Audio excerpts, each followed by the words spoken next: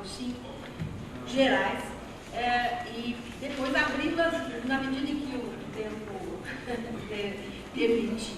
Mas que são teses, algumas delas polêmicas, outras mais ou menos conceituais. De toda maneira, são as que eu entendo que definem o perfil da questão social na era Vargas.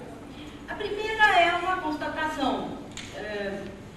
É crucial a importância do período Vargas, de Vargas e do varguismo para o equacionamento da questão social. Na etapa de constituição do capitalismo, é impossível pensar a questão social no Brasil no período da industrialização sem relacioná-la nos seus fundamentos, nos seus critérios de justiça social, nos pilares sobre os quais se estruturou o sistema brasileiro de proteção social, sem nos referirmos a vários trabalhismo e, principalmente, nesse caso, ao primeiro período Vargas. São indissociáveis essas coisas. A nossa eu poderia dizer, vou avançar quase que a finalização, é quase uma dimensão desta etapa da constituição do capitalismo, a definição da questão social, e ela foi definida sob uma certa maneira no período. Né? Eu estou me referindo, torna a existir a fundamentos, a critérios de justiça, a esse modo que eu estou chamando, então, de equacionamento da questão social, e há vários, poderiam ser outros. E, finalmente, a questão da inauguração do direito social no Brasil. Esse é o período, isso é um significado importante. Nós tivemos que contar para o estrangeiro qual foi a data em que isso emerge, etc. Nós temos que nos referir ao período aberto à Revolução de 30 e as modificações até posteriores, para nos referirmos a esse passo de modernidade na história brasileira. A segunda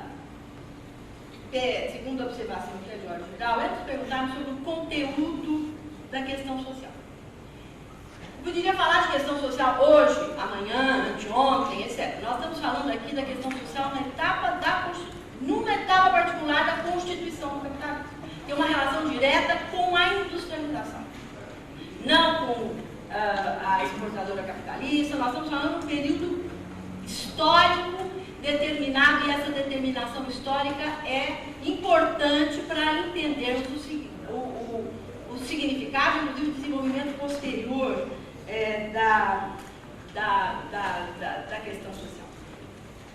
Qual é esse significado? A industrialização colocou, com a crise de industrialização e desencadeamento da industrialização, abre um período de atualização de certas questões a serem enfrentadas no futuro desse país. Não apenas a questão social, a questão agrária, a questão do acerto de contas do passado, a questão da industrialização propriamente dita e todos os requisitos e desafios que ela envolve. Muitos deles já foram referidos aqui nas sessões da aula da semana passada e hoje. A questão nacional. Nós estamos fazendo um capitalismo, nós estamos nos industrializando numa etapa tardia, no sistema nacional, internacional capitalista já constituído, com monopolização de tecnologias, com exigências de altíssimos níveis de concentração e centralização do capital, e isso dá um conteúdo particular e desafios especiais para a nossa industrialização. Não é? Parecido com alguns países, mas nem sempre com todos, nós estamos também enfrentando a questão do Estado Nacional. E enfrentando a questão do Estado Nacional em duplo sentido. Nós estamos saindo de um federalismo, que já foi até chamado de federatismo, tal o grau de descentralização, de um lado, não é? De poderes disseminados pelas várias estruturas de poder do país, não centralizadas nem absolutamente monopolizadas, e ao mesmo tempo, dadas as características tardias do nosso desenvolvimento capitalista, nós estamos enfrentando as questões também da transformação do Estado capitalista, da formação, na verdade, para ser mais precisa, do Estado capitalista, no sentido do que o Pedro já se referiu hoje aqui, no sentido da sua dotação de instrumentos novos, inéditos, não existentes na estrutura estatal anterior de regulação econômica, de intervenção econômica, de centralização de órgãos, etc.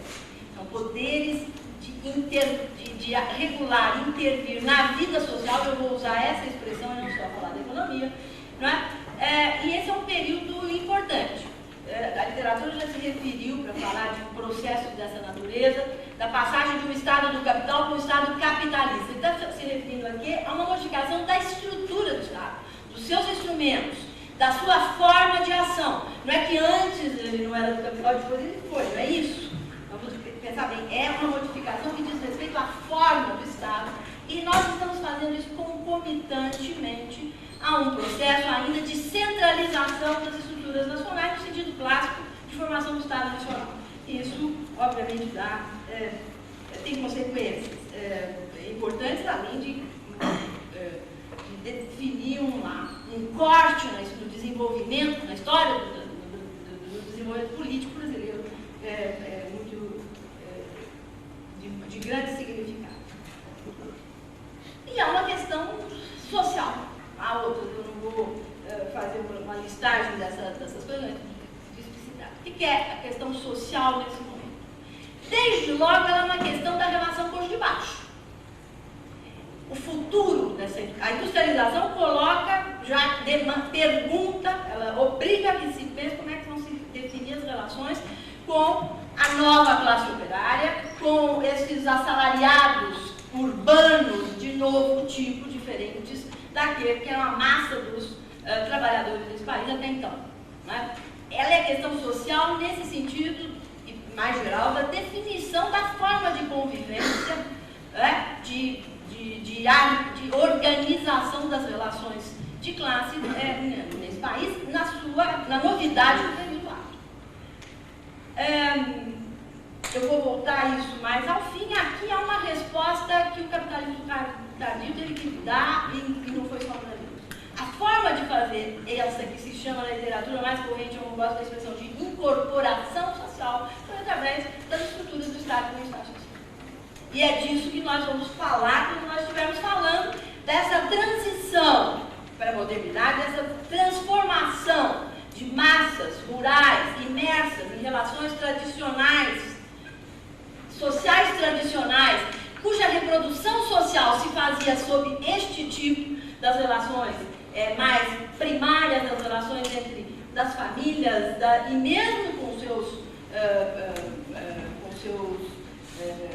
exploradores, com os proprietários rurais, uma relação do tipo patrimônio, do tipo da forma tradicional das relações, da atuação, do mando, da dominação direta, etc., para essa nova figura que nasceu em 1930, nós sabemos, mas que 30 é a marca da sua chegada em massa, que é do novo assalariado urbano, do moderno assalariado urbano, não estou só falando do operário industrial, estou falando inclusive do assalariamento de classe média, desde então aumenta bastante.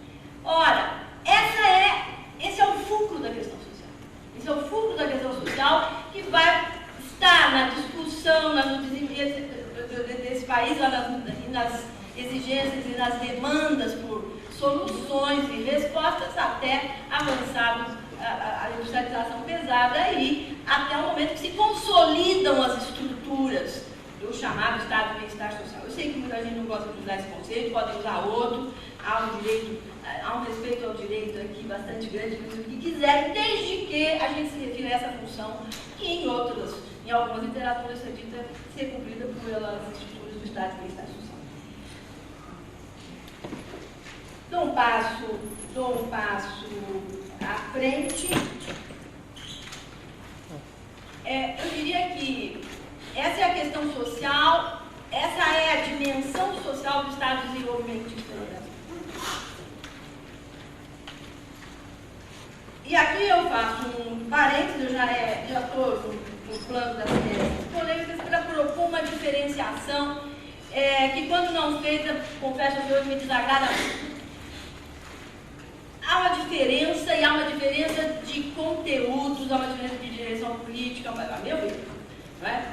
Há uma diferença primeiro de âmbito conceitual, etc., entre Estado desenvolvimentista, era Vargas, varguismo, ou Estado varguista, se assim quisermos falar, e o varguismo propriamente dito, aquele que corresponde a Getúlio Vargas nos seus dois períodos.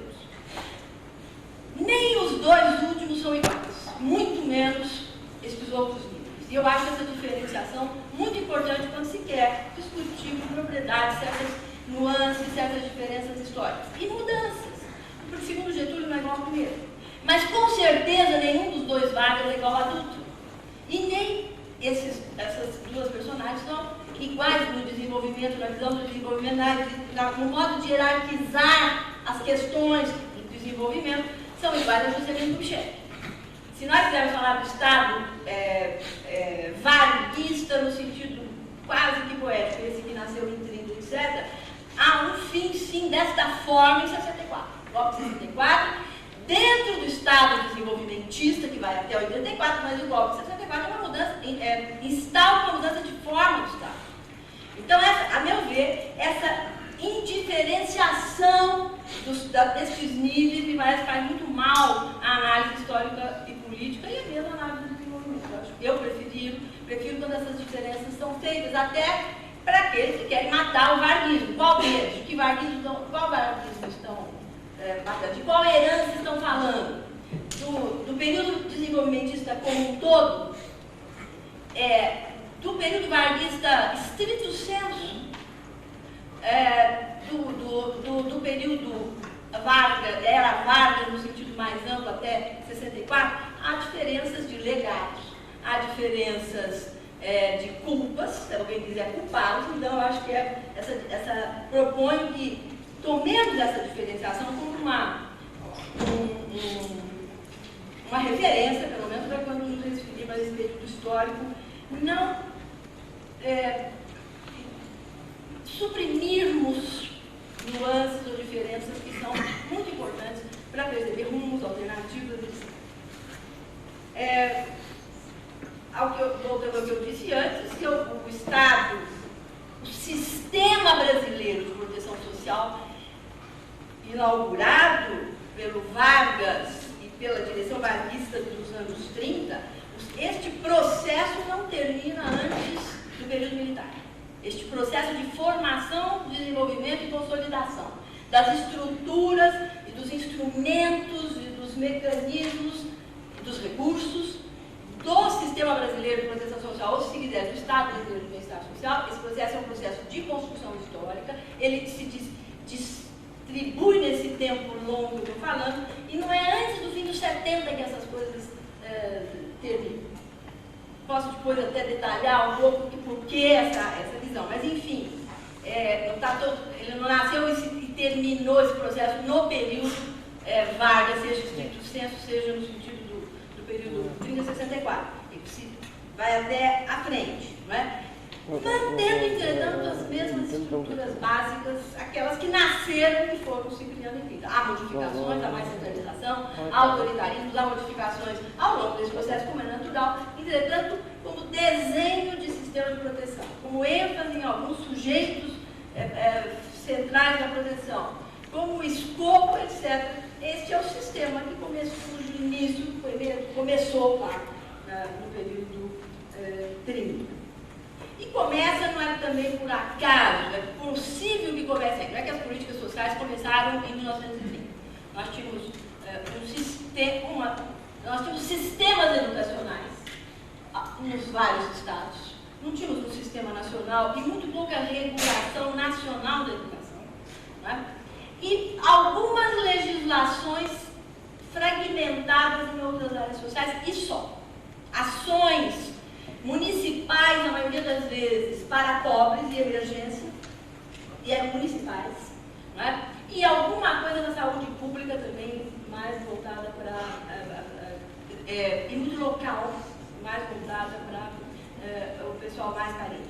Na verdade, se a gente for olhar legislação, na República Velha, legislação, instrumentos, recursos, orçamentos, etc., por esse simples nós vamos ver que nós estamos falando de uma coisa bastante modesta, quase nula, etc.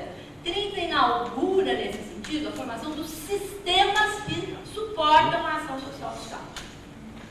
mesmo na área educacional, vou falar disso daqui a pouquinho, mesmo na área educacional, que começou no Império, não é?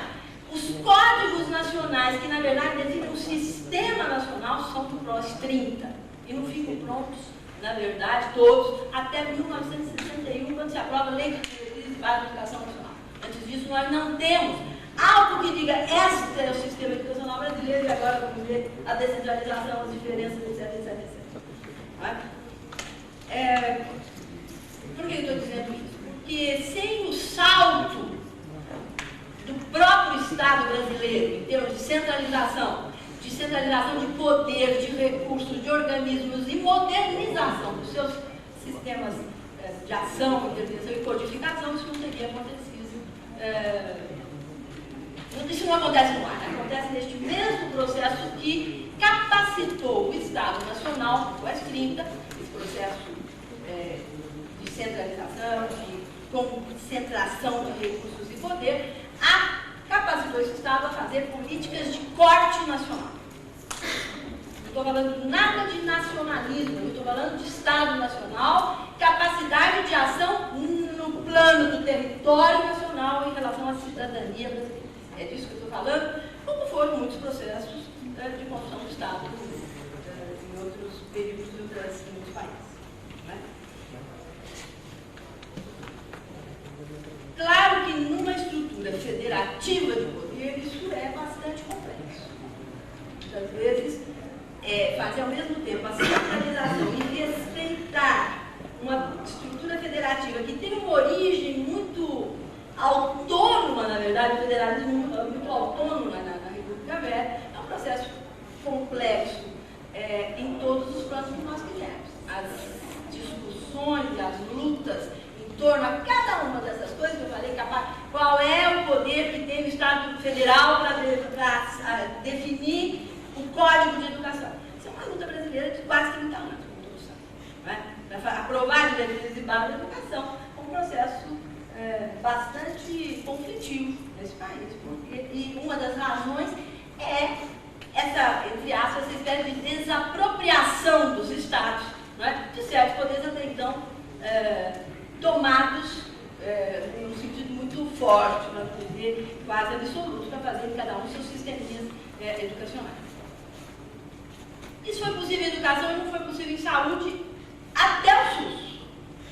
Até o SUS. Vejam que nós estamos falando de processos longos, densos, num período que atravessa até, vão além de 64. Na verdade, o Sistema Nacional de Saúde, que eu pudesse equiparar no sentido tanto da codificação, legalização dos códigos e da legislação mais geral, em saúde só acontece no pós-84. Só com a Constituição de 88 é que de fato você tem definidos, embora tivesse códigos de 43, etc., não tem um sistema montado e muito menos os seus recursos. Mas até hoje nós estamos tentando definir bem e adequado recurso para o SUS. Mas enfim, essa é a sua historicidade. Passo por uma terceira observação geral. Tomemos o ponto de vista do homem de 1930. Eu disse, a industrialização, ou a crise de 30 abre um futuro, mas é um futuro que não está determinado em estrutura nenhuma. Então, determinadas são certas alternativas, certas possibilidades.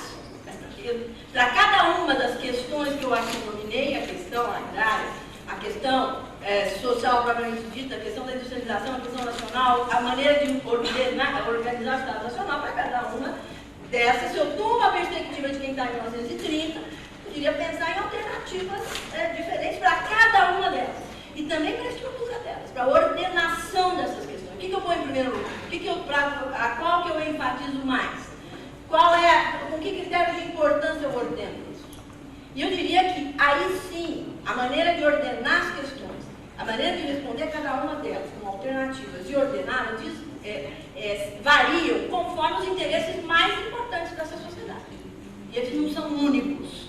Se vocês olham a década de 20, é possível reconhecer ali um setor vou falar muito grosseiramente, não é o tema disso daqui, mas pelo menos um setor que está ligado ao café, que está ligado à exportação, que está ligado a bancos, etc., não é um setor feudal, não é um setor não capitalista, seria um engano pensar nisso daqui, mas que pode pensar o futuro com o conservadorismo como que sempre pensou.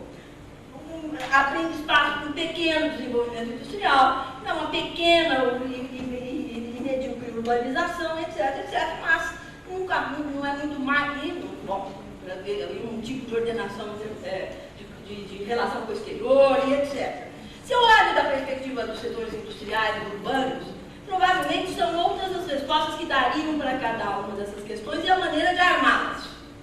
Nem tão conservadores quanto os nossos anteriores, mas provavelmente com muito medo da rapidez, com muito medo de perderem num processo muito acelerado da industrialização, por exemplo, certos comandos, etc. Né? E se eu olho do ponto de vista das massas assalariadas urbanas e dos setores médios urbanos, provavelmente nós teríamos uma outra maneira de olhar o que seria o seu futuro. Nenhuma desses agrupamentos tinha força suficiente para impor seu projeto nacional neste momento. Quando se fala de crise de hegemonia, estamos falando disso, né? Falamos na aula passada, muito sobre oscilação varguista. O projeto varguista se define nesses espaços. Não é num espaço social indeterminado e nem é colado em nenhuma dessas tendências. Essas são tendências dessa sociedade. É no plano da política e em relação a esse espectro tão amplo de interesses que se define e se redefine nas estruturas do Estado e já com os poderes e com os novos recursos dados por um Estado em transformação que se define o que nós poderíamos chamar a direção varguista, de novo a linha varguista, etc. Tampouco é, como bem lembrou o Peluso, uma tradução do tenentismo nas coisas do Estado. Há diferença. Eu acho que o Peluso foi a Constituição que enfatizou as diferenças em relação ao tenentismo. Embora muitas dessas teses, até principalmente na área social, a que eu me referi, fazer um sistema nacional de saúde, fazer um sistema nacional de educação, né? E que retirasse, e bom, no plano político, a redução do poder das oligarquias regionais, obviamente, porque são teses caras ao movimento tenentista durante toda a década de 20, que estiveram no projeto, e foram implementados no projeto varguista. Então, essa é outra maneira que chama atenção, né?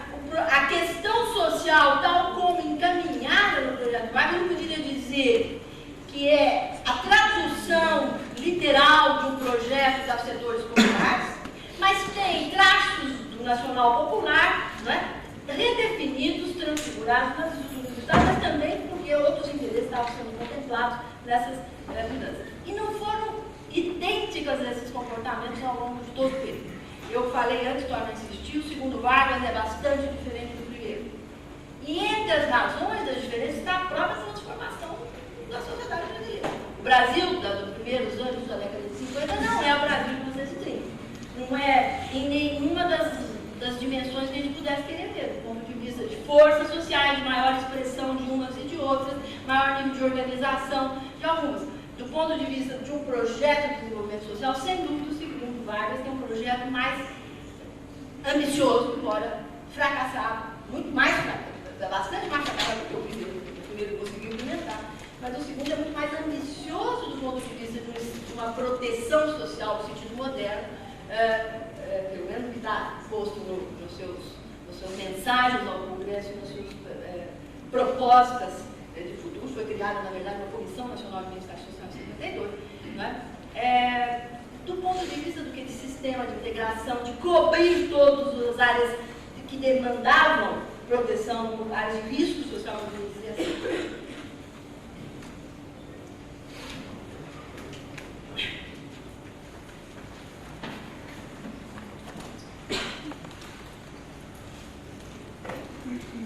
Se eu olho o sistema de proteção social como um engenheiro, eu diria,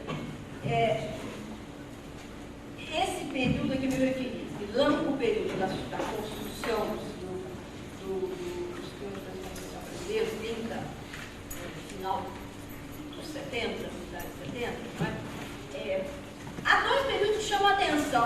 de produção de legislação, de inovações institucionais e de inovação mesmo programática, isto é, fazer coisa que ainda não tinha. E começar um programa onde você ainda não tinha programa. Não é o primeiro período Vargas e muito sobre o Estado Novo nos primeiros anos de 40, da década de 40, os últimos anos do Estado Novo. O outro é o período militar pós-64. São dois períodos autoritários e foram dois períodos de grande atividade pública estatal na aceleração da construção do sistema de proteção social. A interpretação disso não é fácil. Não é fácil e ela tem que ver muito com o que já se falou aqui do fazendão. Provavelmente nós não faríamos isso em democracia e com abertura e com as forças poderosas dominando os sistemas decisórios do país. Por difícil que seja reconhecer isso, por difícil que seja, o legado escravista desse país, com o qual nós estamos vivendo até hoje, é algo forte o suficiente para, mesmo num projeto tão ambicioso como foi o projeto varguista, de definição dos fundamentos da ação social em direitos, minar isso. Demoramos muito para reconhecer direitos e para reconhecer efetivamente, não apenas no papel, não apenas na legislação. O processo de implementação disso é grande. Isso tem que ver muito com o tipo de relação social que predomina na sociedade, diferentemente, a gente sabe, o país é muito desigual, mas com um forte tom conservador até onde? Para dizer o mínimo. Se eu comparar com os países da América Latina menos desenvolvidos que o Brasil, provavelmente nós vamos encontrar relações mais modernas de convivência do que nós tivemos aqui e temos aqui nesse país até hoje. Né? Então, essa é uma primeira observação que eu faço sobre essa particularidade do caso brasileiro. Nós não tivemos no segundo período, talvez do Peru ou em algum outro país, períodos autoritários com produção de legislação social. E o PRI, que não é bem militar, mas enfim, também não é muito democrático, nunca foi, nunca primou pela democracia no México. Mas enfim, chama atenção no caso brasileiro, porque na verdade a literatura latino-americana sempre pensa o militarismo só como militarismo retrógrado, atrasável, da República das Bananas, que de vez em quando vai lá e salva. Aqui nós temos que dar conta dessas particularidades complicadas para explicar essa ação do caso brasileiro, e eu acho que nós temos que olhar o conservadorismo da nossa sociedade para poder entender pelo menos uma parte disso daí. Se eu olho esse largo período até mais ou menos 77, com exceção do seguro-desemprego, praticamente todo o sistema de proteção social está montado para do ponto de vista de mecanismos ou programas típicos da proteção social moderna, comparado com outros países. Se é bom ou não está em discussão. Se é mal-estar ou bem-estar, é outra coisa. Se é insuficiente, com certeza. Não estou comparando, estou dizendo do arcabouço do sistema de proteção. E tanto nos seus pilares universalistas, né, das ações que se fazem na área mais... o parênteses vai ficar sempre para a saúde nesse período, mas educação, etc. Há um crescimento da matrícula bastante grande, nos 70, etc. Mas não importa, o problema eu estou olhando pelo lado da definição dos direitos e dos recursos e do arcabouço institucional que pudesse dar conta da proteção. Né?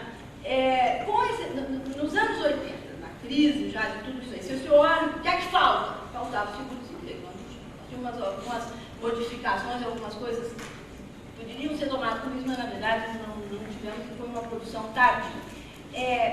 No período anterior, até 64, nós avançamos muito em todas as áreas, menos em habitação. A habitação é uma área da proteção social que só vem se desenvolver mesmo com o período militar, com o Banco Nacional de Habitação e com a criação de recursos especiais para isso daí, em 66, depois do seu desenvolvimento futuro. Então é possível fazer não vou fazer isso aqui para não cansar, mas fazer aqui um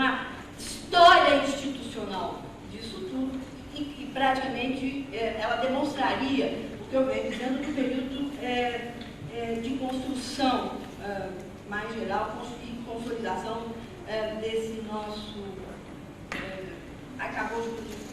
Vamos às questões polêmicas. Tem mais 15 minutos. Vamos às questões polêmicas. A quem protegemos? E agora estou falando, volto a falar do período varguista para não ter que dar conta de outras particularidades. No período, na era Vargas, vamos falar de 30, 60 na era desta forma do Estado, desse tipo de direção, começa a se armar nos 30, nós protegemos, o sistema, a questão social foi equacionada principalmente visando um sujeito particular, o assalariado urbano, e setores de classe média assalariada. Esse é o sujeito principal. Há discursos e há, no segundo Vargas, tentativas, e há mudança no segundo Vargas, claro, eu acho que precisa levar a sério, mudança no sentido de inclinar a coisa para uma proteção melhor do trabalhador rural. Mas o que é que precisaria do trabalhador rural? Era apenas legislação permissiva para a sindicalização, outra coisa, é reforma agrária. A agenda pesada da questão social no campo é a reforma agrária. E essa esteve ausente da agenda social no período. Posso explicar por várias maneiras, ou de mais ou de menos, não enfrentou assim de toda maneira. Há um ministério, há um discurso que fala da importância da modernização das relações agrárias no campo. Isso quem leu a documentação, e essa mesa é do especialista nisso, que leu discursos, jornais, cartas, nunca saiu dessa. Entretanto, as medidas concretas de encaminhamento da questão agrária não estiveram ou exitosas, pelo menos não estiveram dentro desse projeto varguista. No segundo governo Vargas, no bojo daquilo que eu falei, que essa projeção de uma forma mais complexa de proteção social, pela primeira vez falam em reforma agrária no sentido que nós falamos de reforma agrária, e não de política agrícola. E aí sim, foi engavetado logo, e nem mesmo as forças de apoio sobre o governo Vargas abriu espaço para discussão, ela sempre foi centro da celeuma e do embate mais a mesma coisa no período do Jango Goulart, na verdade, a extensão de uma parte da legislação sindical e trabalhista, extensão e previdenciária para o campo, é a dos governos militares, com a marca dos governos militares, com o Estatuto da Terra, uma reforma agrária, o Estatuto da Terra, e com a legislação, com algumas limitações importantes, etc., desde 71, que eu acho que é o rural, não me lembro das datas todas, mas é desse período. A segunda questão polêmica, eu só sei que ela eu vejo que eu não estou aqui falando do mais ou menos, fez bastante o suficiente ou não fez, ou fez mais do que... Suficiência é bastante complicada de discutir aqui. Eu acho que há dois limites que precisariam ser assinalados no projeto varguista, na modo de encaminhar a questão social do projeto varguista, até mesmo por comparação com outras situações não brasileiras, mas que são limites dessa sociedade, eu acho que de toda maneira precisam levar. Uma é o seguinte: nós estamos vivendo, e a industrialização acelera isso com uma força brutal, um período de urbanização quase ímpar no mundo, pelas suas quantidades, pelo seu volume. Nós abrimos aí uma década, entre os 40 e os 70, foram 40 milhões de pessoas que vieram para a cidade. A pergunta é: este sistema de proteção social, pelo menos na sua área, educação, mínima, saúde, etc., adequou-se para esse tipo de proteção? Muito pouco. E habitação, com certeza, muito pouco. Muito pouco. Esse é um limite complicado desta maneira, daquele equacionamento. Muito centrado nas relações de trabalho, etc. O crescimento do emprego foi importante, o crescimento do emprego foi brutal, amenizou tudo isso, entretanto, as nossas cidades foram virando, ao mesmo tempo, depósitos pessoas muito mal cobertas por todas essas outras áreas de serviços humanos e sociais gerais, com certeza. E eu chamo a atenção para, dentro disso tudo, educação. O Brasil, com pouquíssimas exceções na América Latina, não estou falando, é o país onde nós temos um dos mais atrasados sistemas educacionais até hoje. Em termos de qualidade, nem falar, nós perdemos para 2 ou 3 na América Latina. E olha lá, até há pouco tempo ainda era mais atrativo mandar os filhos estudar no Paraguai para quem vivia na fronteira do que estudar nas nossas escolas públicas. E não faz muito tempo isso. Isso é escandaloso. Isso é escandaloso. E isso não tem que ver só com o presente nem com o anteontem. Isso tem que ver com um acúmulo, um déficit histórico bastante grande, mesmo quando o sistema educacional cresceu do ponto de vista de matrículas, etc., desde os 70 e em diante, bastante. Estou dizendo que não tenha crescido. Quem olha a evolução das matrículas nos 70, matrícula primária, é grande. Construção escolar, etc., também nos 80. Só nos 80 vamos chegando perto de alguns vizinhos, mas ainda não chegamos. Não é? O acesso sim, mas chega na segunda série, as crianças já não estão muito por ali. Então, agora, eu não estou comparando o governo, estou aqui levantando uma questão.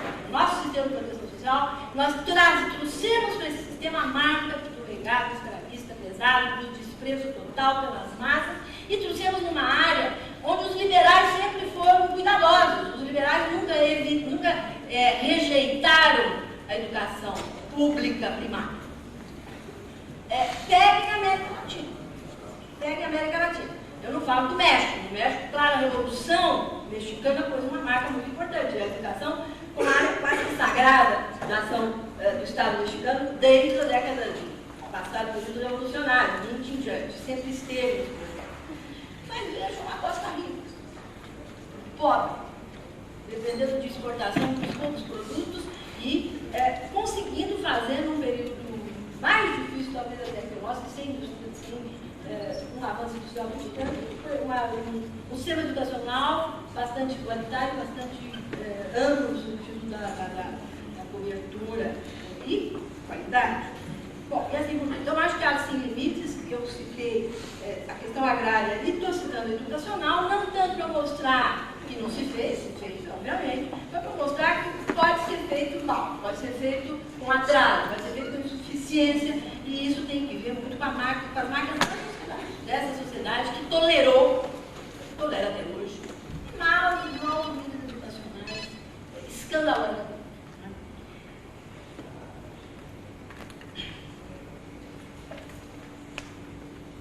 A questão do populismo. Vejo que eu vim para brigar. Não está aí para resolver isso.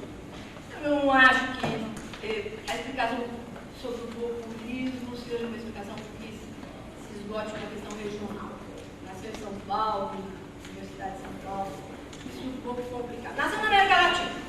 Né? Nesse momento que está se falando do populismo aqui, está se falando do populismo na Argentina, está se falando do populismo uruguaio, uma literatura sobre desenvolvimento político, que olhou pela ótica das democracias, da institucionalização dos instrumentos dos regimes democráticos, e detectou que um certo tipo de desenvolvimento político que estava acontecendo aqui abaixo do Rio Grande não estava avançando na institucionalização tanto quanto estava avançando, às vezes, na área social. Havia uma incorporação mais pela área social do que pela institucionalização dos partidos e da ordem democrática. Eu posso gostar ou não disso, não se esqueça que os primeiros estudos aqui sobre o populismo foram sobre o Jânio Quadros, sobre o populismo de direita. Foi sobre um tipo de conservadorismo que faz apelo ao povo e usa isso por fora e atravessando a questão partidária e as primárias, até porque o nosso sistema partidário sempre permitiu isso daí, no seu baixo nível de desenvolvimento. Eu estou dizendo isso para lembrar, eu não acho que... eu acho que nós temos que combater com violência, até mais do que a suavidade que o nos cometeu, aqueles que hoje olham para trás, vão chamar de populismo, governos que enfrentaram de alguma maneira a questão social, olhando isso como sendo um governo gastador e irresponsável que está fazendo distribuição antes de crescer ou qualquer coisa parecida. Isso é anacrônico, isso é histórico, não tem limite, nem com a literatura que traduz o populismo é. Nem com a literatura. Na verdade, se for olhar os textos do professor Refora, ele está falando que gastou muito. Não é a sua preocupação, não é gasto com o gasto social. É outra coisa, manipulação, é relação direta, etc., na ausência de mecanismos mais institucionais. Essa forma de olhar qualquer tipo de keynesianismo que passa pela cabeça dos outros, chamar de populismo, eu acho que isso tem que ver com um outro corte que não é bem da literatura de ciência política, da latino-americana, do referido ao Dr. Capitella, etc. Não gosto muito dela.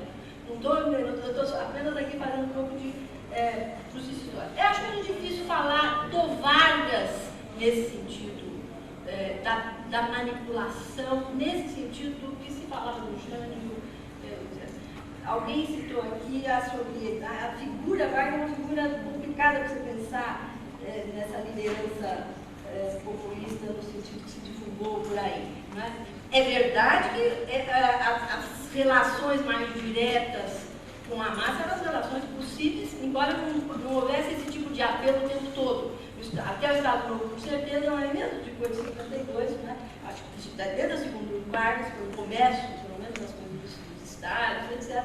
Acho que alguma coisa sempre nos eventos. Acho que é até moderado nesse sentido.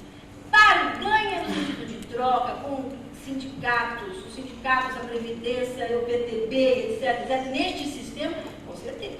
Eu acho que aí há um jogo político. O problema é esgotar isso com a qualificação de populismo. Esse jogo político é um jogo político muito constante, não é? De várias engrenagens do poder ontem e hoje, não é algo só do passado. Hoje é uma literatura que vem chamando o neoconservadorismo europeu de populista. E vem chamando pelas mesmas razões. É o que faz a consulta, é o que faz o plebiscito, é o que vai às massas e por fora das estruturas partidárias e das forças mais organizadas, tenta alterar o jogo político em direção a algum tipo de objetivo. Né? É um pouco difícil usar a mesma terminologia para essas várias coisas, mas eu acho que aqui há uma questão a se ver colocada na mesa da discussão seria. E, finalmente, a última questão que eu também acho importante para ser conversada e debatido. O legado. Eu vou voltar ao que eu disse no começo. A questão social é uma área fundamental do projeto varguista e eu diria mais. O Estado desenvolvimentista, uma das dimensões do Estado desenvolvimentista brasileiro é a proteção social. O Estado desenvolvimentista brasileiro, ele cresce, se amplia e vai cumprindo as suas funções, tanto no econômico quanto no social, de uma maneira relativamente integrada. Pelo menos sob a ótica da industrialização, do avanço industrial, etc.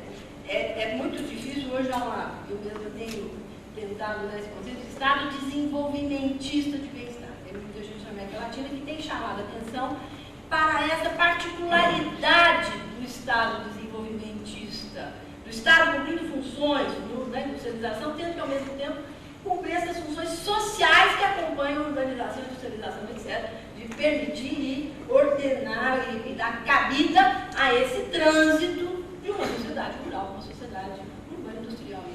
E seus sistemas educacionais, de saúde, etc., quando as relações tradicionais estão sendo eliminadas e modernas relações precisam ser construídas. A pergunta é, há um novo desenvolvimentismo em gestação na América Latina? Iniciar, quais são as suas características? Eu, com certeza, não acho que nós vamos fazer um revival, uma volta atrás, nós vamos transportar os tempos de hoje com tanta modificação dessa sociedade, né? Os projetos de desenvolvimento. Mas, com certeza, está na ordem do dia a discussão do desenvolvimento, da retomada do crescimento e do papel das políticas sociais nesse projeto. Qual é o desenho disso? E até onde, aqui uma encomenda para os meus colegas economistas, até onde é possível modelo de desenvolvimento em que você tenha funções dinâmicas sendo ocupadas pelo gasto social, isso é possível? Isso é possível com que elementos teóricos nós podemos estar trabalhando para pensar isso daí? Então, um pouco órfão da teorização de uma coisa mais abstrata, até porque, até onde a gente vê, não se casam tanto, não é? O desenvolvimento e como no passado, não é? Os requisitos de educação, etc, etc. Você pode ter mais educação, etc, sem ser pelo lado da demanda para mão de obra qualificada, etc, etc. E, ao mesmo tempo, por contrário, você pode ter algum tipo de crescimento, medido por A, B ou C, e que não necessariamente está trazendo, está puxando consigo a coisa social. Termino aí, bom, lembrando que eu coloco essa questão no fim, porque nós temos 3 núcleos aí de problemas nesse país, importantes a serem pensados para frente. A desigualdade, a pobreza e a democracia. Nós precisamos pensar ao mesmo tempo essas coisas, não é? Que capacidade do novo poder de desenvolvimento poderá enfrentar e, ao mesmo tempo, esses três focos, né?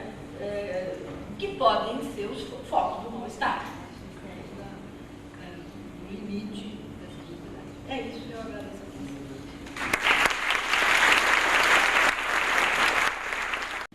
Primeiro, boa tarde a todos.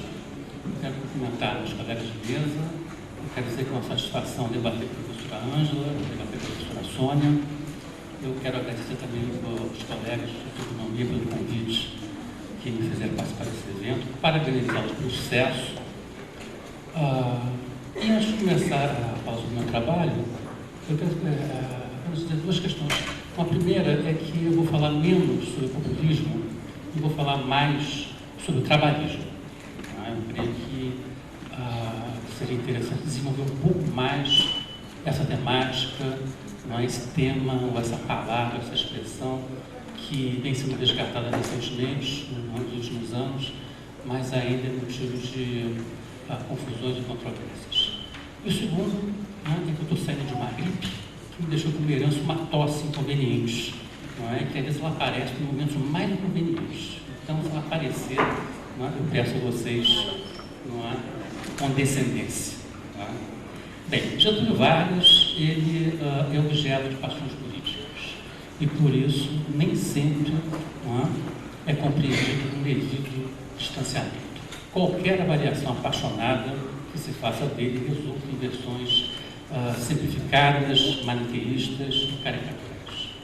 Alguns dizem que Vargas foi o ditador do Estado Novo, o perseguidor implacável dos comunistas e dos integralistas, patrocinador de ampla propaganda política e artífice da legislação que controlou e cerceou o movimento sindical.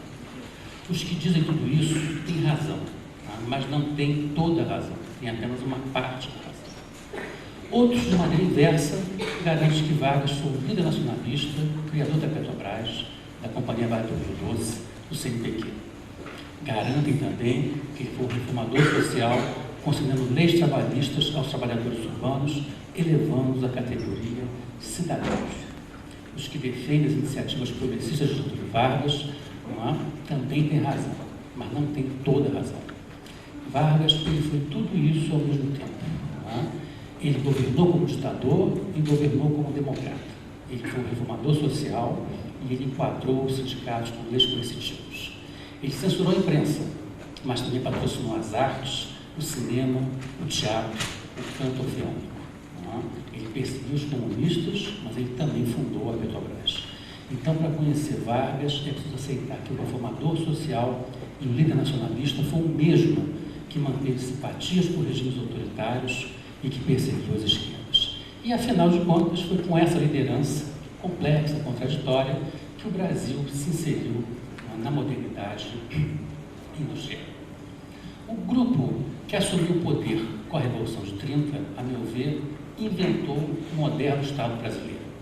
Abandonando o liberalismo econômico, o Estado passou a intervir na economia e nas relações entre empresários e trabalhadores. O Estado aumentou de tamanho, e o setor público se fortaleceu com a fundação de ministérios, autarquias, empresas estatais, institutos, etc. O Estado tornou-se interventor, regulador e planejador. A Companhia Siderúrgica Nacional e a Companhia Vale do Rio Doce foram os resultados mais imediatos da política intervencionista do Grupo de Vargas, inserindo o Brasil no mundo industrial. O grupo que assessorava Getúlio no início dos anos 30 estava afinado os rumos do mundo. A crise econômica de 29 havia condenado o liberalismo econômico ao descrédito. No plano mundial, não se levava mais a sério o ideário liberal, mesmo nos Estados Unidos. O New Deal, com as suas políticas públicas fortemente interventoras, é o maior exemplo. Além disso, as elites políticas do Ocidente observavam os sucessos do planejamento e do dirigismo estatal que ocorriam na União Soviética. O Estado intervinha para o desenvolvimento econômico, mas também, acompanhando uma tendência mundial, implementava políticas públicas de valorização do trabalho e do trabalhador. É dessa época que o sistema de saúde pública, com a construção de grandes hospitais. Um vasto programa de previdência social se impôs, com seguros contra invalidez, doenças, mortes, acidentes de trabalho, seguro-maternidade, entre outros. Surgiu um sistema de educação universal e público com a fundação do Ministério da Educação e da Saúde. Além dos avanços na educação e na saúde e na previdência, leis sociais foram implementadas de maneira muito rápida. Entre 1931 e 1934, em apenas 4 anos, portanto, toda a legislação trabalhista, à exceção do salário mínimo, foi implementada. Mas não bastava criar leis, era necessário obrigar o empresariado a cumprir essas leis. E daí a criação do Ministério, a criação da Justiça do Trabalho. O projeto do grupo que cercava Vargas no Palácio do Catete também incluía a valorização da cultura, interpretada como patrimônio da sociedade. A fundação do Serviço do Patrimônio Histórico e Artístico Nacional e de diversos museus é reveladora da importância reservada ao setor. O ministro da Educação, Gustavo Capanema, levou para sua pasta o que havia de melhor na intelectualidade brasileira. Lúcio Costa, Oscar Niemeyer, Manuel Bandeira, Carlos Drummond de Andrade, Mário de Andrade, Portinari, etc. Em 29 de outubro, Getúlio foi derrubado por um golpe de Estado. O conjunto de políticas públicas implementadas no seu governo até então, como os benefícios sociais dos trabalhadores, o incentivo à industrialização, a defesa do patrimônio cultural e a redefinição do papel como agente regulador das relações entre empresários e assalariados, além de interventor, planejador e investidor na esfera econômica, tudo isso, todas essas políticas públicas receberam o nome de trabalhismo. E mais adiante, nos anos seguintes, essas políticas públicas, ou esse projeto chamado de trabalhismo, foi institucionalizado em partido político, o PTB. A sociedade brasileira ainda não tinha clareza, mas enquanto o ex-ditador viajava para São Borja, no seu exílio, ela, a sociedade brasileira, já vivia o que mais tarde nós chamaríamos de a Era Vargas. Não demorou muito para Vargas articular seu retorno à presidência da República. Recorrendo ao nacionalismo como instrumento para o desenvolvimento econômico e ao trabalhismo como forma de ampliar a cidadania social dos trabalhadores, ele preparou sua volta ao Palácio do Catete. Mesmo com as limitações impostas pela crise econômica, o governo implementou uma política de modernização.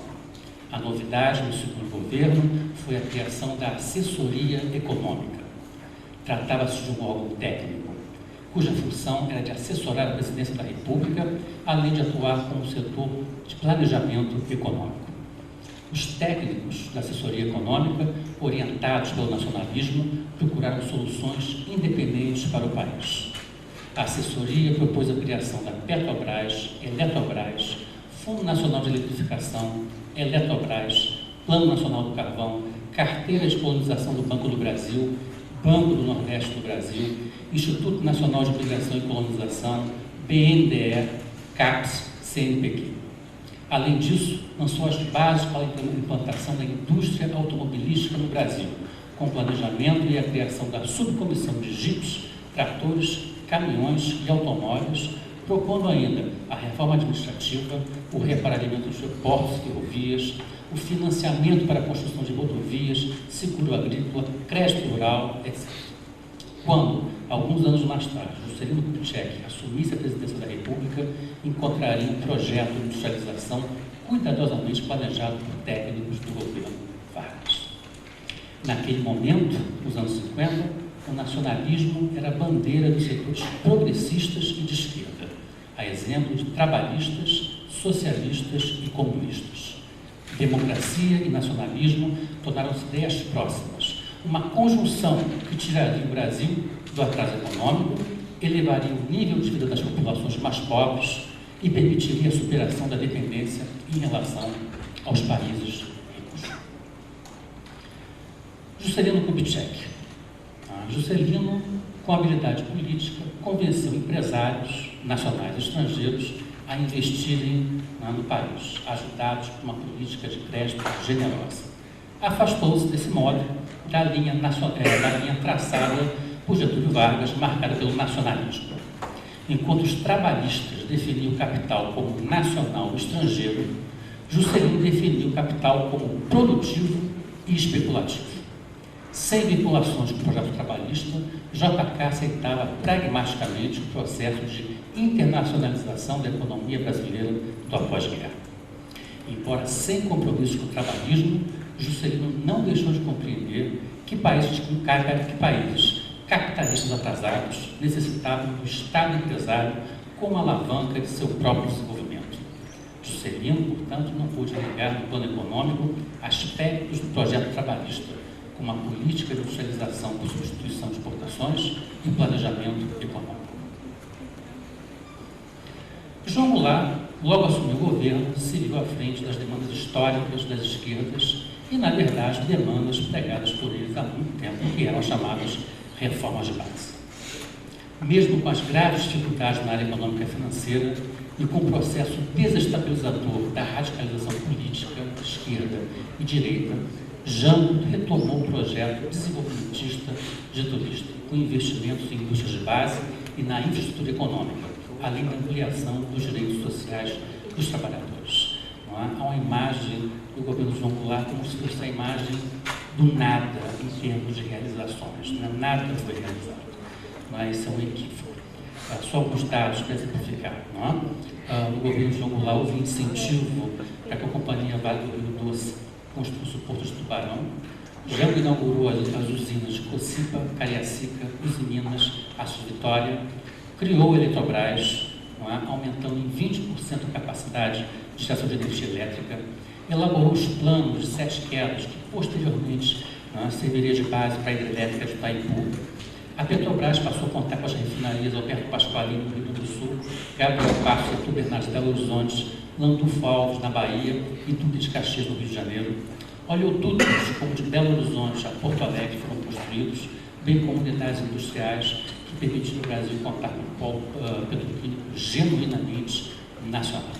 Além disso, executou o Plano Nacional de Educação. O 13º salário foi concedido aos trabalhadores. E os trabalhadores rurais foram estendidos os benefícios da Previdência Social, imediatamente cortados, suspensos pelo golpe militar. João Goulart, ele atualizou o projeto getulista para os anos 60.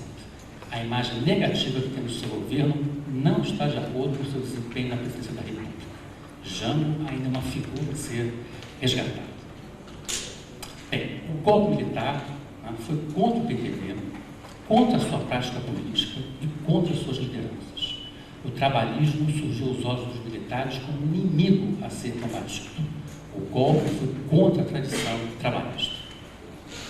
Contudo, após o interregno liberal do governo Castelo Branco, o projeto getulista foi resgatado pelos militares.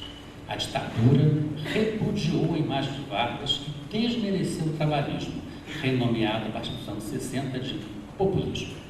No entanto, com o milagre econômico no tempo Médici, mas sobretudo com a industrialização patrocinada por Geisel, as políticas públicas implementadas por Getúlio foram retomadas. Com Geisel, o segundo Plano Nacional de Desenvolvimento foi um exemplo de planejamento e dirigismo centralizado. Muitas empresas estatais foram criadas, enquanto as existentes, como a Petrobras e a Vale do Rio Doce, receberam fortes incentivos à expansão. Eletrobras, Telebrás, Siderbras, entre outras siglas de empresas estatais, se multiplicaram no país. No plano diplomático, o pragmatismo responsável de Geisel lembrava muito a política externa de Vargas, Jânio e Goulart. O setor cultural também foi beneficiado. Instituições como a Embrafilme, o Serviço Nacional de Teatro e a Funarte incentivaram e fomentaram a produção de artistas e cineastas. Avaliando o governo do general Geisel, é possível mesmo afirmar que o próprio Getúlio Vargas não imaginou que o seu projeto chegasse a este grau de estatismo e de intervencionismo governamental. Portanto, a era Vargas não é apenas a pessoa de Getúlio, mas um conjunto de políticas públicas do país, de um projeto que podemos chamar de trabalhismo. Contudo, o trabalhismo não foi um fenômeno especificamente brasileiro. O projeto esteve inserido em um movimento a nível mundial, que resultou das convulsões da Primeira Guerra Mundial, entre elas a Revolução Soviética, os fascismos e a crise econômica de 29, dos anos 30. Naquela década, nos anos 30, os Estados Unidos e as potências europeias encontravam-se enfraquecidos em seu poderio mundial. Muitos países da periferia do capitalismo encontraram meios para superar a dependência e formular projetos mais autônomos. O México revolucionário, a Índia e seu Partido do Congresso, a Argentina peronista foram os exemplos. O Brasil esteve incluído nesse processo, com Getúlio Vargas e o trabalhismo. Todos esses países avançaram nas brechas que encontraram diante de potências imperiais enfraquecidas, bem como explorando as oportunidades que se abriam com as rivalidades entre essas mesmas potências. O objetivo era alcançar algum grau de autonomia política e econômica. O projeto, portanto, era ambicioso e implementar o desenvolvimento nacional autônomo, baseado no Estado forte, centralizado, interventor e planejador. E conseguir, além disso, o apoio de empresários e trabalhadores, bem como incentivá-los à colaboração pública. Se em cada país o projeto recebeu um nome de acordo com a sua própria história e as tradições políticas decorrentes dessa história, peronismo, cardenismo, trabalhismo, a nível mundial podemos chamá-lo de projeto nacional estatista. No Brasil, o nacional-estatismo dos trabalhistas revelou-se como um projeto nacional em dois sentidos. Quer dizer, ele fala de nacional-estatismo, e o nacional tem dois significados nessa expressão. Primeiro, o Estado, ao induzir e financiar a industrialização, tinha por meta superar a independência internacional, particularmente em relação aos Estados Unidos.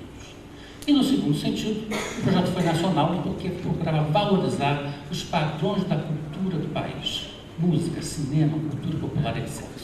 Então, criar uma economia moderna com algum grau de autonomia, por um lado, e de outro, incentivar a formação de uma identidade nacional, uma identidade cultural, pela visão, e ambos nacionais, essa é uma das faces do nacional-estatismo brasileiro. Mas o projeto foi nacional, ele foi estatista, e estatista em dois sentidos. Primeiro, porque ele poderia, o projeto foi estatista porque encontrava no Estado aquele que poderia viabilizar os instrumentos para levar adiante o projeto nacional. O projeto foi estatista em dois sentidos. No primeiro, a criação de empresas estatais. Trata-se do argumento de que os capitais privados nacionais, pequenos e frágeis, não teriam condições de enfrentar o poderio das multinacionais. Então, somente as empresas estatais, ou seja, do Estado, seriam capazes de enfrentar esse poderio. E, no segundo sentido, o projeto foi estatista porque defende o fortalecimento do Estado, aqui identificado como a expansão do poder público. E, além disso, o projeto nacional estatista dos trabalhistas defendeu a valorização da mão de obra. Ou seja, para o desenvolvimento do país, não era mais possível a dilapidação de importantes fatores de produção que eram os trabalhadores. Então, leis sociais, bem como salários indiretos, como salários de educação pública de qualidade, foram implementados. Então, grosso modo, o nacional-estatismo inclui um Estado forte, interventor na economia e nas relações de trabalho, induzindo a industrialização e promovendo a cultura nacional. Empresas estatais e leis sociais complementam o projeto. Eu quero terminar citando aqui o cientista político João Trajano Centro-Sé, para pensar, concluir e pensar o legado do trabalhismo no Brasil. As iniciativas econômicas e sociais arquitetadas por Vargas foram de tal modo engenhosas e funcionais,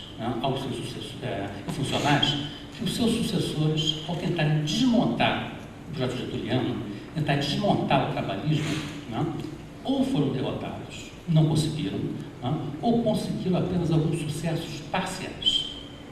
O projeto varguista, ora demonstra ser extremamente funcional para quem exerce o poder, ora apresenta articulação de redes de interesses difíceis de serem enfrentados, a resistência a esses estímulos.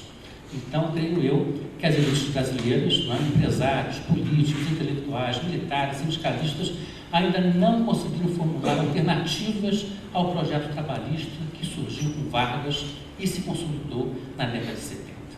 Portanto, discutir Vargas e discutir o projeto nacional estatista, gostemos ou não deles, é refletir sobre que tipo de projeto econômico e social queremos para esse país.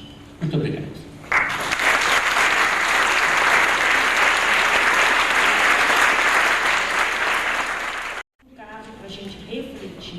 Sobre o papel de um presidente, quer dizer, o que retoma do ponto de vista do historiador a questão do indivíduo na história, porque evidentemente o evento, que é o suicídio de uma pessoa, atrás em termos dessa sua presença, e igualmente sobre o seu tempo, e nesse sentido eu retomo algumas considerações que a Sônia fez, porque eu entendo do que observei, o que se chamou nessas comemorações de Era Vargas é um período que decorre desde a Revolução de 30 até pelo menos 1964, mesmo porque tem sido sistematicamente repetido e já é amplamente compartilhado que o suicídio do presidente Vargas adia um golpe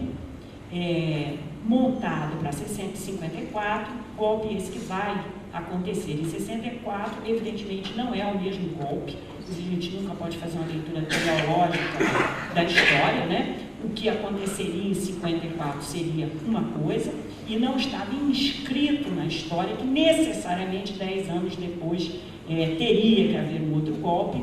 O inútil conhecimento que a gente tem do ex post faz com que a gente diga isso, mas de toda forma o recurso que eu faço com esse argumento é exatamente a extensão até 1964 do tempo que se tornou objeto da reflexão desses 50 anos. Mas realmente me impressionou porque até certo ponto eu diria que foi surpreendente a demanda social de Vargas que essas comemorações tornaram explícitas e que ainda não terminaram, como vocês sabem muito bem, e eu fiquei sabendo que semana que vem esse seminário continua.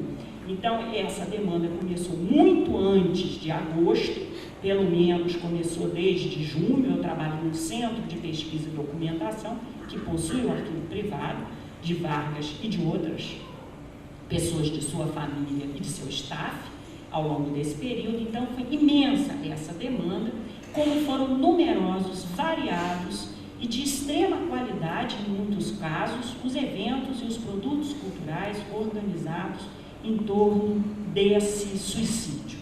Remarco igualmente que esse ano de 2004 também foi o ano em que se assinalou a passagem dos 40 anos do regime militar, e que entre esse evento, golpe militar de 64, e suicídio, 24 de agosto de 54, os elos são feitos e refeitos permanentemente. E, obviamente, o interesse por questões como essas, o historiador sabe muito bem, ele está absolutamente conectado com as questões do presente. Né? É com os olhos do presente, são com os interesses do presente e com a perspectiva do presente que a gente traz à memória alguma coisa. E aí eu também queria situar esse presente, ou esse passado recente, numa perspectiva, lembrando que há 10 anos atrás, em 1994, a demanda social do Vargas, que tinha 40 anos, portanto, de suicídio, praticamente não existiu. Até mesmo porque nós estávamos assistindo, naquele momento, a posse de um novo presidente da República, o Fernando Henrique Cardoso, que não me interessa, não é o caso aqui, por questões políticas, retóricas, seja lá quais forem, declarou no seu discurso de posse que ele estava ali para acabar ou concluir ou, vamos dizer, atestar o fim da era Vargas. É claro que nesse contexto a gente entende que a demanda social por Vargas fosse pequena.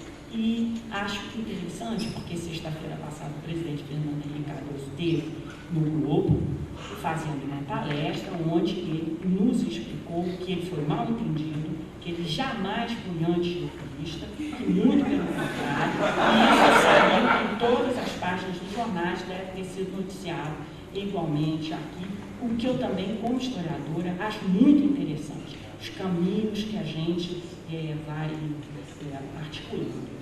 Também nessa questão de demanda, eu quero fazer o ponto de que, evidentemente, não é casual que estejamos no governo Lula, um ex-sindicalista, um membro do Partido dos Trabalhadores, que está em busca de um projeto de desenvolvimento com democracia, volto à fala da Sônia, até porque desde o fim, digamos assim, demarcado em 64, dessa era Vargas, nós conseguimos ter desenvolvimento sem democracia e democracia sem desenvolvimento. Então, agora, é com esses olhos de quem quer democracia e desenvolvimento que a gente traz à memória essa era Vargas, né? E também, eu diria, num balanço preliminar e impressionista, que, a meu juízo, o saldo desses 50 anos deixa assinalado uma extrema positividade na recuperação da obra do primeiro e do segundo governo Vargas. Não que questões como o do autoritarismo e, evidentemente, casos graves, também não é casual que nesse momento a gente esteja assistindo o lançamento de um filme como Olga, né? Essas coisas estão todas conectadas num panorama, então, não que esses pontos não sejam colocados, mas eu vejo que nesses 50 anos o processo de enquadramento da memória, que essa figura e que o seu tempo vem recebendo da sociedade brasileira, é um processo que assinala a permanência, a importância e certamente também a necessidade de reflexões sobre o tempo de Vargas e a sua intervenção na história brasileira. Bom, essas comemorações, portanto, né, assinalando essa positividade, a meu juízo, num balanço, elas destacaram muito a dimensão modernizadora da era Vargas. Aí, como não poderia deixar de ser, há um grande destaque sobre a intervenção do Estado em questões de economia e na área social. Industrialização, o enfrentamento da questão econômica traduzida fundamentalmente pela industrialização e, igualmente, a questão social, especialmente traduzida também no enfrentamento da regulamentação do mercado no Brasil, do mercado de trabalho no Brasil. Aí, também procurando sempre fazer ganchos como parte de um grande projeto, digamos assim, o que não quer dizer que esse projeto tivesse montado em 30, por favor, eu não estou dizendo isso de forma alguma, mas de qualquer forma, integrando um projeto maior, que é efetivamente um projeto de construção de um mercado nacional, o que vale dizer um mercado de produtos, um mercado de trabalho, uma integração territorial através, por exemplo, de redes de transporte, através, por exemplo, de enfrentamento de questões tributárias, eliminação de alguns tributos como impostos interestaduais, criação de outros que são fundamentais, como territorial, etc. Enfim, mudanças que envolvem a questão da industrialização, a questão energética, a questão de transporte, a questão de mudanças na administração, inclusive na área tributária. E o mercado de trabalho, portanto, é um ponto desse conjunto que traduz esse projeto intervencionista de constituição de um mercado nacional e, portanto, evidentemente, numa dimensão de processo de construção de Estado nacional. A criação do Ministério do Trabalho e a acelerada produção de uma legislação, especialmente no período que vai de 31 a 37, portanto, antes do Estado Novo, são provas, são, assim, argumentos incontestáveis nesse sentido. E eu quero lembrar também que se o processo de produção dessa legislação se inicia no imediato pós-30, não só com a criação do Ministério do Trabalho, mas com a primeira lei de sindicalização, que já foi mencionada pelo ministro Sequindinho, que é de 1931, né? Essa legislação ela passa por uma Assembleia Nacional Constituinte que toma posse em 15 de novembro de 33 e promulga uma Constituição em julho de 1934. Portanto, essa produção legislativa ela passa por uma Assembleia Nacional Constituinte, ela é muito discutida por um conjunto grande, diversificado e heterogêneo que entra em confronto do que a gente tinha de elite política nesse país, nesse momento. Tá? Então, esse é um ponto que eu queria fazer. Bom, porém, examinar esse conjunto amplo de legislação envolve muita coisa, né? Envolve, por um lado, a legislação trabalhista, propriamente dita, a parte previdenciária, cujo principal suporte na época foram os institutos de aposentadorias e pensões, os famosos IAPs, e envolve, como o Jorge já mencionou, a criação da Justiça do Trabalho no Brasil. Ou seja, não só se cria se produz efetivamente uma massa grande de legislação, como igualmente se estabelecem mecanismos institucionais no sentido de fiscalizar a aplicação dessas leis e garantir a sua implementação. O que não quer dizer que elas não fossem desrespeitadas. O empresariado resiste, vinha resistindo antes de 30, continua resistindo depois de 30 e continua resistindo até hoje. Portanto, é sempre muito difícil e a gente poderia escrever uma enciclopédia de volumes de casos de desobediência à legislação trabalhista. Não tenho a menor dúvida em relação a isso. Então, portanto, esse não é o meu ponto. O meu ponto é de assinalar que se criam mecanismos de fiscalização que não existiam, dentre os quais a Justiça do Trabalho é o mais importante. A Justiça do Trabalho é uma criação da Assembleia Nacional Constituinte de 34, ela aparece na Constituição de 1934, embora ela só vá ser implementada já durante o Estado Novo. Ela começa a funcionar em todo o Brasil em 1941 e ela começa a funcionar com uma justiça especial, não só especial num sentido específico, digamos assim, como meu vocabulário está rico, né? Mas especial porque ela cuida de um determinado tipo de direito que diz respeito a grupos, é um direito coletivo, e isso, do ponto de vista da área jurídica, significou uma discussão absolutamente monumental e extremamente ferrenha, na medida que o objeto de direito sempre foi o indivíduo e, portanto, a criação de uma lógica de aplicação de direito coletivo era algo extremamente complexo. Hoje, talvez, para as pessoas, sobretudo jovens que estão acostumados com o direito consumidor, esta figura, né? O direito do trabalhador era alguma coisa também extremamente complexa, porque esse trabalhador não é nenhum indivíduo específico, ele não tem nome, ele não é o Joaquimzinho, ele não é a dona, o fulaninho de tal. E isso foi uma coisa extremamente complexa no Brasil. A Justiça do Trabalho, além de ser muito especial em função do direito que ela aplica, ela, quando foi criada, ela é um órgão do Poder Executivo. Como o ministro Sequinde mencionou aqui, em relação às avocatórias, eram assim que se chamava, né, a autoridade maior do esquema da Justiça do Trabalho era o ministro do Trabalho, Indústria e Comércio. Né? Isso muda em 46, e aí sim ela entra no sistema,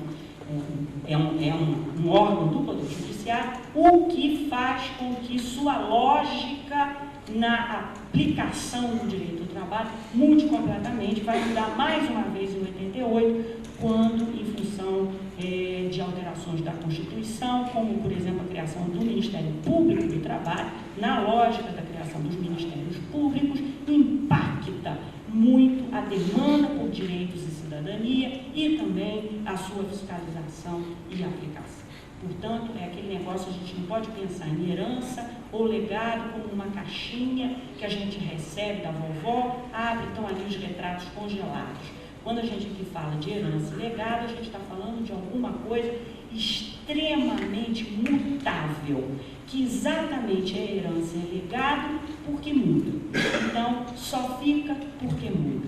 Só permanece porque se transforma e não porque é exatamente a mesma coisa. Né? Então, a gente está falando de uma coisa que é fluxo contínuo, no caso, e que sofre muitas mudanças. Nesse conjunto, uma legislação, para mim, eu escolhi como destaque, porque, inclusive, vocês escolheram que ela seria o meu destaque, né? Que é a legislação sindical. E ela tem um ponto diferencial em relação às outras. Porque se a legislação trabalhista e previdenciária, com todos os problemas que a gente possa aventar, e eu concordo com todos eles de antemão, ela também significa, fundamentalmente, um aumento do número de beneficiados e um aumento dos benefícios existentes, considerando-se a perspectiva da década de 30 e do que existia antes da década de 30.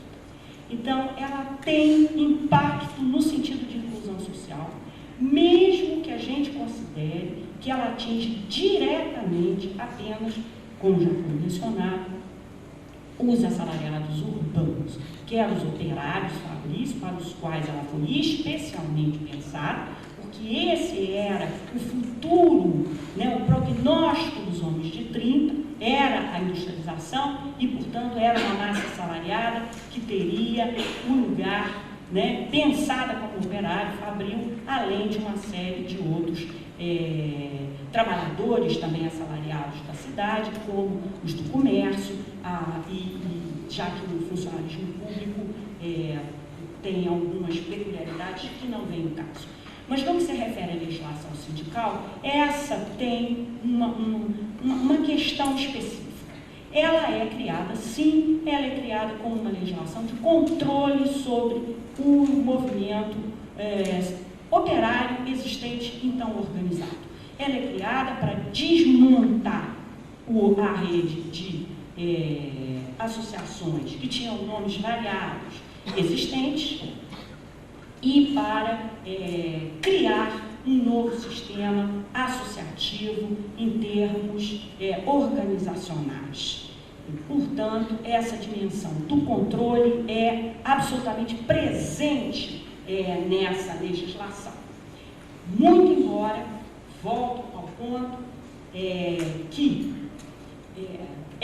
mesmo assim, essa legislação tem que ser pensada com muito cuidado no sentido da avaliação que os próprios contemporâneos, inclusive os trabalhadores organizados da época, tiveram dele. A minha intenção aqui, basicamente, e por isso eu escolhi a legislação sindical, eu vou trabalhar muito como historiador, eu vou pegar alguns pontos pequenos, digamos assim, no micro, porque eu tentarei mostrar que esse livro é alguma coisa que ilumina, né, algo maior, e no caso, esse algo maior é a montagem de um modelo de organização sindical que, e do ponto de vista organizacional e do ponto de vista simbólico, se estrutura, então, a partir da década de 30 e 40, mas que, a meu ver, constrói, inventa, vamos dizer assim, inventa uma tradição de organização sindical que estabelece quadros mentais para a gente pensar o que é a organização sindical de uma maneira extremamente poderosa, tanto para trabalhadores quanto para empresários.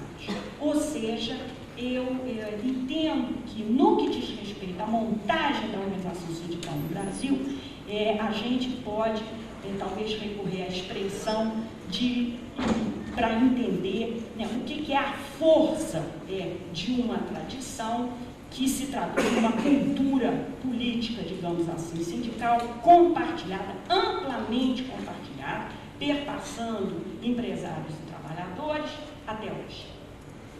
Então, para isso, eu vou retomar um pouco o pensamento de Oliveira Viana, no sentido de estabelecer alguns pontos básicos, a meu juízo, na organização desse modelo, para a gente entender esse quadro mental que se constitui e que vai nos acompanhar.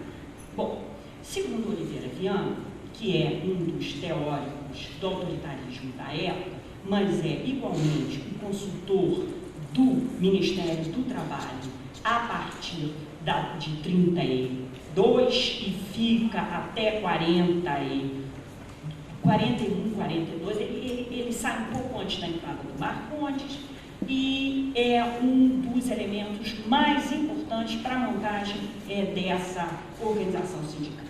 Segundo o Oliveira Viana, a base de uma nova estrutura de participação política do povo brasileiro, digamos assim, deveria estar nas associações profissionais e não nos partidos políticos, que eram fictícios e absolutamente deletérios no sentido de dividir a nação e de excluir, na verdade, a população real do país. Ou seja, eram as associações profissionais, eram as funções desempenhadas por essas associações para o conjunto da sociedade que deveriam nuclear uma nova proposta organizacional do povo brasileiro. Exatamente por isso, tais associações precisavam ser reconhecidas legalmente pelo Estado e, portanto, por todos os demais atores sociais, com destaque o empresariado, para que, então, elas pudessem exercer efetivamente funções de representação de um grupo social. Essa era a razão fundamental, digamos assim, para que tais associações se transformassem em instituições de direito público, sujeitas à regulamentação estatal, porque era nessa esfera da representação de interesses no campo, no público, que elas iriam atuar. Tratava-se, portanto, de um modelo de sindicalismo corporativo, essa é a diretriz corporativista, fundamentada na organização de interesses do mundo do trabalho e não na organização das ideias em termos de partidos políticos. Portanto, era esse modelo de sindicalismo corporativismo que deveria ter vigência no Brasil.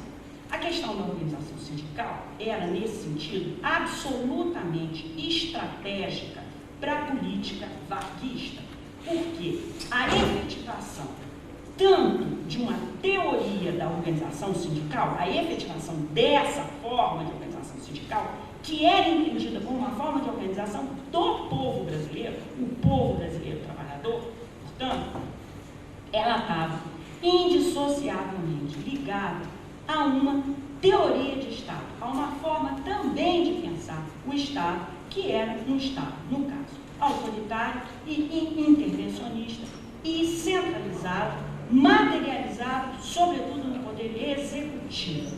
Isso mesmo antes do Estado Novo, mas sobretudo no Estado Novo, quando nós não temos poder legislativo funcionando e o presidente legisla, ele tem este poder através de decretos-leis, né? Portanto, esse é o ponto que eu quero fazer com vocês. Nessa perspectiva, a gente não pode pensar no modelo de organização sindical sem entender que ele está associado a um modelo de organização do Estado. É justamente por isso que o problema da escolha entre pluralidade e unidade sindical, tão discutido nos anos 30, inclusive na Assembleia Nacional Constituinte de 34, né, ela não permite, ela não entende que seja possível um sistema pluralista. Isso por quê? Porque nesse novo modelo era essencial organizar as profissões com base num sindicato único, em uma determinada base territorial, sendo que esse sindicato, exatamente por ser único, precisava estar sujeito ao controle de Estado, associando as duas coisas, sindicato único controlado pelo Estado, aí sim ele exerceria sua função de delegação de autoridade pública como um autêntico órgão de colaboração do Estado, como uma instituição de direito público, como se dizia. Bom, só isso tinha que ser assim, porque só assim efetivamente seria possível que o sindicato representasse para além de seu corpo efetivamente de associados. O sindicato ele não deveria, nessa concepção, representar apenas os trabalhadores sindicalizados, mas todos os trabalhadores de uma categoria profissional, fossem eles ou não sindicalizados. Por isso, ele tinha que ter esses atributos que eu venho insistentemente mencionando, acho que já saturando um pouco. De toda forma, eu quero frisar bem essa lógica. Só dessa maneira o sindicato poderia representar a categoria e só dessa maneira o Estado poderia chegar igualmente a essa categoria, reconhecendo o sindicato, passando a ter formas de intervenção direta sobre ele. Portanto, só com a unicidade sindical seria possível um tipo de organização que tivesse o reconhecimento do Estado e da sociedade e o poder de representar para além do grupo de associados. Um conjunto de proposições que eu acho que estabelece um tipo de lógica nas esferas do pensamento político e da experiência dos atores coletivos, tanto trabalhadores quanto patrões, muito difícil de quebrar. Segundo ela, a pluralidade sindical, definida como organização livre do controle do Estado, impede que o sindicato ganhe status quo, restringindo necessariamente seus poderes de representação aos membros do seu corpo de associados.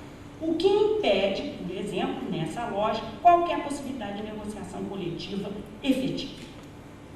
Nesse caso, fica impossível uma real função de representação, pois nem os sindicatos podiam ter condição de contratar em nome da categoria profissional, nem o Estado poderia ter condições de fazer chegar à categoria suas orientações e, naturalmente, sua legislação protetora. Daí que a unidade sindical, ou o monopólio da representação de uma categoria, numa certa base territorial, nesse período, tornou-se absolutamente fundamental ao modelo. E ao lado da tutela estatal, constituiu uma espécie de duas faces de uma única moeda. Mas, com algum cuidado, é possível dizer, também com alguma tranquilidade, que até 1932 houve muita resistência das organizações sindicais a esse modelo proposto pelo Estado, que vem de 31. 34 tenta alterar, mas na verdade não muda esse modelo. Bom, eu eu quero ressaltar que essa resistência, ela não foi menor entre empregadores, como se dizia na época. Ela também existiu entre empregadores, mas ela foi forte entre trabalhadores durante algum tempo, enfraquecendo, sobretudo, na medida que esses trabalhadores desejavam ter acesso à legislação trabalhista, ter acesso às juntas de conciliação e depois à própria Justiça do Trabalho, sendo que a não entrada no sistema de organização sindical oficial impedia esse tipo de acesso. Então, torna-se muito difícil para as lideranças de trabalhadores, de sindicatos, digamos, que queriam resistir à entrada no modelo, manter essa posição, né, em face às suas bases. E o que a gente assiste é muitas vezes uma entrada de uma série de sindicatos dentro do modelo oficial, sendo que a gente deve ter clareza para entender que isso não necessariamente significava a aceitação do ponto de vista doutrinário, digamos assim, daquele modelo, mas do ponto de vista estratégico e politicamente não dava para resistir muito mais. De toda forma, o que a gente vê é que no início do Estado Novo, em 38 e 39, segundo os diagnósticos dos próprios técnicos do Ministério do Trabalho, Indústria e Comércio, não era grande o número de sindicatos reconhecidos pelo Ministério do Trabalho. E mais, também não era grande o número de trabalhadores sindicalizados nesses sindicatos reconhecidos. Ou seja, segundo os diagnósticos dos próprios técnicos do Ministério do Trabalho no início do Estado Novo, a proposta de organização sindical corporativa, que vinha de 1931, não estava sendo muito bem sucedida. Diante desse diagnóstico, há uma série de debates e de comissões que se organizam e, segundo os mesmos técnicos, o que se chega à conclusão é de que era necessário que alguma coisa fosse feita para tornar os sindicatos atraentes efetivamente para os trabalhadores, para que eles se sindicalizassem mais e para que, inclusive, os próprios sindicatos pedissem esse reconhecimento.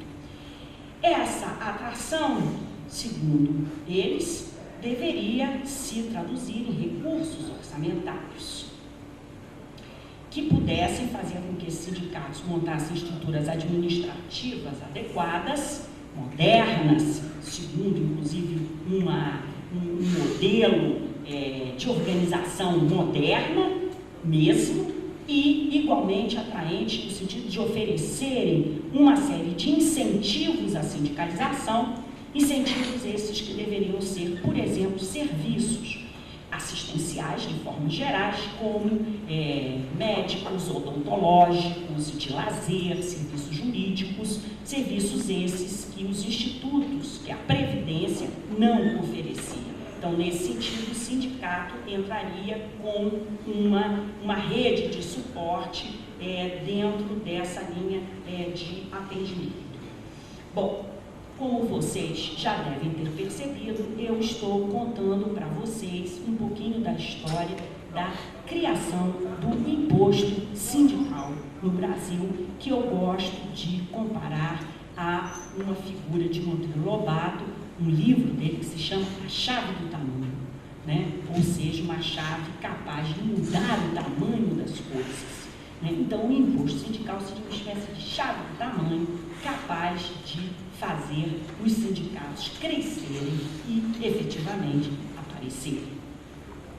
E, nesse momento, então, em que se chega a esse consenso, precisamos fazer alguma coisa, e essa alguma coisa é conseguir dinheiro para dar para os sindicatos, né? Ocorre, então, um debate. Os técnicos do Ministério do Trabalho e os técnicos do Ministério da Justiça vão trabalhar com essa ideia e, se de cara eles acordam em relação que era preciso garantir aos sindicatos o direito de receber contribuições de vamos dizer assim, de trabalhadores. Naturalmente que essas contribuições deveriam ficar sob o controle do Estado, não só em relação à gestão desses recursos, mas da sua aplicação. Houve um certo desacordo no sentido de se saber a quem esses recursos deveriam ser cobrados.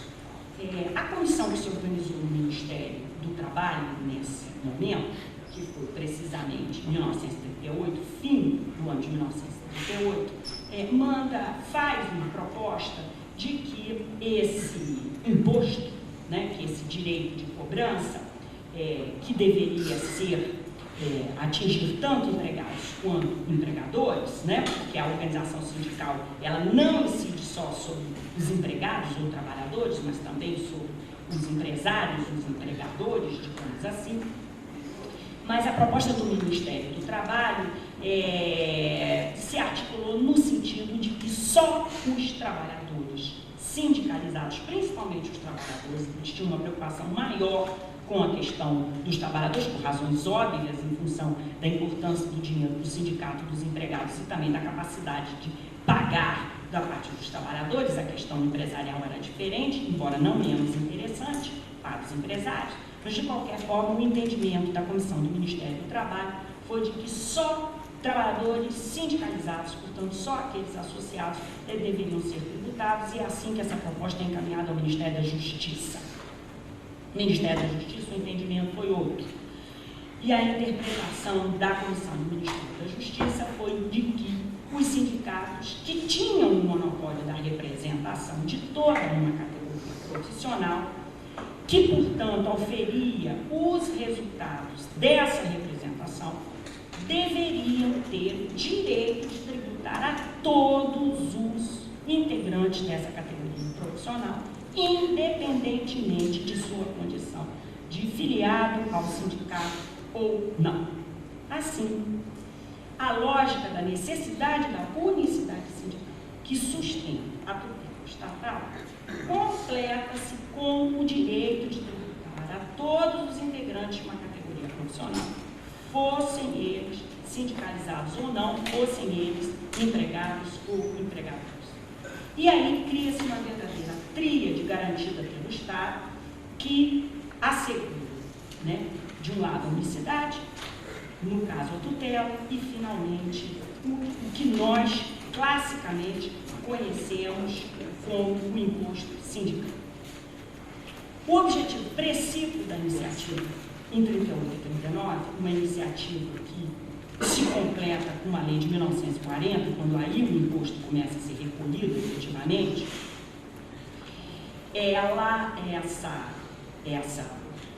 essa iniciativa, como eu já mencionei, ela queria claramente atrair trabalhadores para os sindicatos e atrair os sindicatos para o modelo oficial de organização. E a recuperação desse debate, portanto, não é ingênuo. E ela está querendo evidenciar para vocês que, quando da invenção desse imposto, não está embutido de início que ele necessariamente seria algo aplicado a toda uma categoria profissional, independente de sindicalização. Ao contrário, segundo os cálculos dos técnicos do Ministério do Trabalho, ainda que esse imposto fosse cobrado em folha de pagamento diretamente pelo empregador, só sobre trabalhadores sindicalizados, só isso já traria bastante recursos para os sindicatos. Quando ele começou a ser cobrado, o tamanho desses recursos também começou a ser dimensionado. Bom, eu não vou entrar em como é que ele se distribui, mas eu queria chamar a atenção que, do ponto de vista da lógica pela qual ele é criado, com a intenção original dessa criação, essa intenção acabou tendo um efeito inverso e perverso, o que só fez, na verdade, crescer com o tempo, chamando a atenção da gente sobre na verdade, os resultados não planejados das ações políticas. Isso porque a lógica do monopólio da representação legislação que permitia tributar na categoria e não só os associados, torna-se, no mínimo, desnecessário filiar para oferir renda. Além disso, sob a ótica política, isso era arriscado, pois a filiação aumenta as margens de competição pelo controle do sindicato, das direções sindicais, agora azeitadas por recursos do imposto sindical crescentes. Contudo, ao menos em alguns aspectos, os planejadores do modelo de organização sindical, e especificamente do imposto sindical, eles tiveram sucesso. A partir da década de 40, passou a ser realmente muito atraente fazer parte de uma burocracia sindical. Fundado no monopólio da representação, principalmente devido à possibilidade de recolhimento do imposto sindical. Não importa o nome que ele passe a ter, e ele passa a ter outros nomes. Eu estou me referindo aqui ao ponto da possibilidade de cobrança compulsória de uma contribuição, digamos assim, independentemente da condição de filiação. Ou seja, é uma contribuição compulsória mesmo, né? Ela não depende de nada.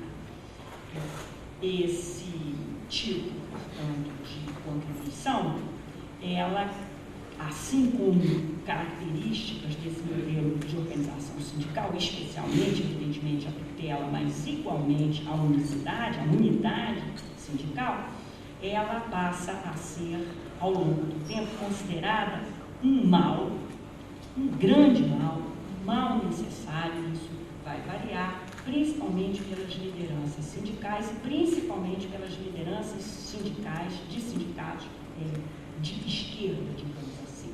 Mas, mesmo assim, esse modelo sobrevive. Inclusive, esse imposto que acaba no nome, mas permanece nas contribuições, indicando que, pelo menos, é muito difícil, né, viver sem ele, ou pelo menos que é difícil aprender a viver sem esse imposto. E para concluir, porque eu já estou me alongando muito, eu queria apenas chamar a atenção para dois pontos do projeto que foi enviado ao governo pelo Fórum Nacional do Trabalho, projeto de reforma sindical enviado.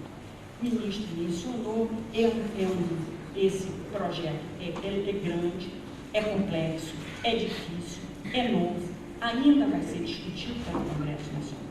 Mas dois pontos me chamaram a atenção. Há uma afirmação de que a unidade sindical deve acabar e que a orientação seria pela pluralidade, né? Mas, no item 2, que se chama Objetivos da Nova Legislação, em que o primeiro é fortalecer a organização sindical em todos os seus níveis e âmbitos, o item 4 declara que também é objetivo da nova legislação inibir a proliferação e a pluralidade sem ferir a liberdade. Então, eu acho complexo uma legislação que se pauta pela pluralidade e diz que quer inibir a proliferação de sindicatos.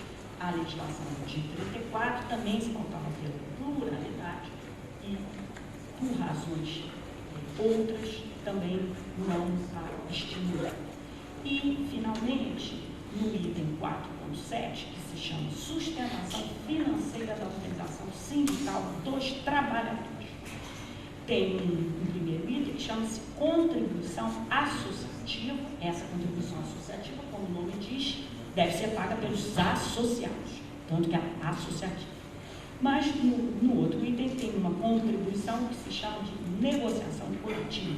E o ponto 1, para a gente entender o que é essa contribuição de negociação coletiva, vale dizer que o sindicato representa toda a categoria, mesmo que a gente não chame a categoria de categoria, né, de chame de outra coisa, e que, portanto, porque ele representa a todos, todos auferem os resultados da sua representação.